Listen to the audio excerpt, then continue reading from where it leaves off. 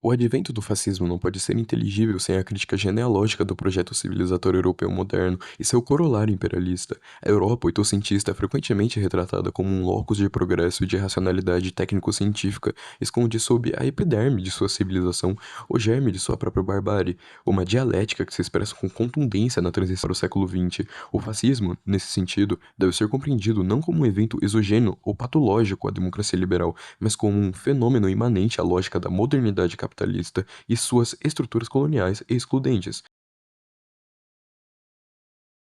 A ontologia política do fascismo, em sua definição conceitual, é uma categoria política e histórica, ou seja, é um regime de exceção institucionalizado cujo fundamento é a transfiguração da política em guerra civil permanente. Orientada pela lógica da homogeneização racial e cultural, o fascismo opera uma suspensão dos princípios da pluralidade democrática, em nome de uma mítica organicista da unidade nacional, personificada num líder carismático e mediada por um aparelho estatal totalizante.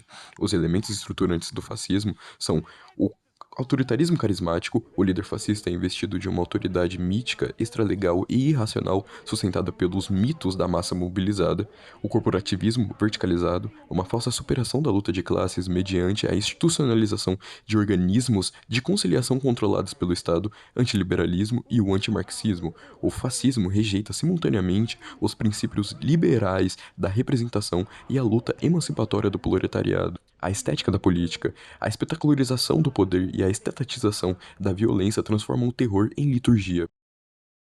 O fascismo, enquanto forma histórica do capitalismo em crise, não pode ser reduzido a uma simples ideologia, mas deve ser compreendido como uma forma política de gestão das contradições internas do modo de produção capitalista em momentos de crise estrutural. Ele emerge quando a hegemonia burguesa não pode mais ser mantida por meio da democracia liberal, exigindo uma forma de dominação aberta e violenta. A função histórica do fascismo se dá por reorganizar o bloco no poder, destruir os instrumentos organizativos das classes subalternas, partidos, sindicatos, imprensa, reconstruir a hegemonia em bases reacionárias. A experiência espanhola deve ser entendida em sua genealogia e singularidade. A Espanha pré-guerra civil do início do século XX era marcada por uma modernização inconclusa, tensionada por uma profunda clivagem entre os setores oligárquicos e agrários e industriais, os movimentos operários anarcossindicalistas e marxistas e uma classe média instável e radicalizada. A Segunda República, entre 1931 e 1936, com sua tentativa de reformas estruturais, laicização, reforma agrária, autonomia regional, acirrou os antagonismos sociais. A dialética da Guerra Civil entre 1936 e 1939 não foi apenas um conflito interno, mas foi um embate paradigmático entre dois projetos civilizatórios, de um modo que o projeto emancipatório republicano ainda é heterogêneo e contraditório, e de outro, a rearticulação da ordem oligárquica sob a reforma de um fascismo nacional católico liderado por Francisco Franco. As características da Guerra Civil Espanhola podem ser definidas como a militarização do conflito de classes. O exército franquista representava os interesses da aristocracia latifundiária, da Igreja Católica e do capital estrangeiro. A internacionalização ideológica, brigadas internacionais, apoio soviético ao lado republicano, apoio fascista italiano e nazista alemão aos nacionalistas, purificação simbólica e racial.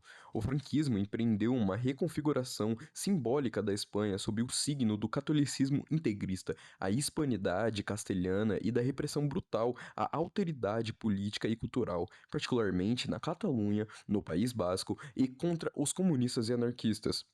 Francisco Franco deve ser entendido não só por uma perspectiva personificada, mas sim também, ao se analisar o fascismo hispanófilo, temos uma análise completa sobre o próprio. Diferentemente do fascismo italiano ou do nazismo alemão, o franquismo construiu um fascismo de tipo tradicionalista, no qual os elementos modernos, partido único, repressão das massas, propaganda estatal, se amalgamavam às estruturas arcaicas de poder, como a aliança com a Igreja Católica, Concordata de 1953 e a perpetuação do latifúndio. O pós-guerra civil foi marcado pela repressão sistemática, os chamados Anos de la Hambre, execuções em massa, prisões políticas, campos de concentração. Também fora marcada por uma estratégia de neutralidade na Segunda Guerra Mundial, mais colaboração tática com o eixo, sobrevivência do regime até 1975, demonstrando que o fascismo pode assumir formas duráveis em contextos de fraca mobilização de massas e forte controle institucional. Como considerações epistemológicas finais, o fascismo espanhol deve ser compreendido como um fenômeno de longa duração, articulando elementos da tradição autoritária ibérica, do reacionarismo católico e do corporativismo tecnocrático, sob o guarda-chuva da racionalidade imperialista e de um estado de exceção normalizado. Na perspectiva de Michael Foucault, o franquismo foi um biopoder repressivo que normalizou a vida e a morte sob o signo da nação, grande e livre, uma necropolítica e, como nos lembra Walter Benjamin, atrás de cada monumento de cultura há um monumento de barbárie. O fascismo é precisamente o momento em que a cultura cessa de ocultar sua própria barbárie. Como considerações epistemológicas finais, o fascismo espanhol deve ser compreendido como um fenômeno de longa duração, articulando elementos da tradição autoritária ibérica, do reacionarismo católico e do corporativismo tecnocrático, sob o guarda-chuva da racionalidade imperialista e de um estado de exceção normalizado.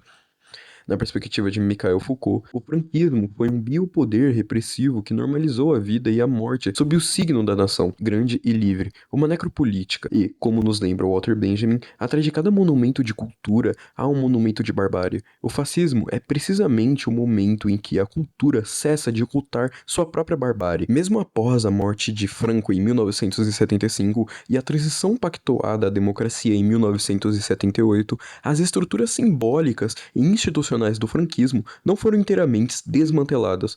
O chamado do Esquecimento impediu uma justiça de transição efetiva, permitindo que narrativas revisionistas se reproduzissem, inclusive com forças políticas como o Vox, assumindo discursos franquistas no século XXI. O fascismo e sua influência no Brasil contemporâneo pode ser, sobretudo, entendido como um neoconservadorismo autoritário que resgata elementos estruturais do fascismo tradicional, tais como culto à figura do líder carismático e militarizado, rejeição à mediação institucional aos direitos das minorias, utilização da religião como legitimadora da ordem social excludente, repressão simbólica da pluralidade cultural e narrativa histórica revisionista sobre o período da ditadura militar.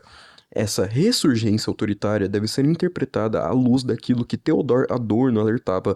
O fascismo não é o passado que se foi, mas a possibilidade sempre presente em sociedades que neutralizam a barbárie sob a forma da normalidade.